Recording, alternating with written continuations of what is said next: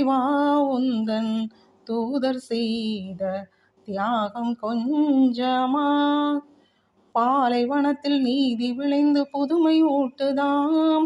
பனி படர்ந்த மலைகள் பண்பின் உயர்வை காட்டுதாம்.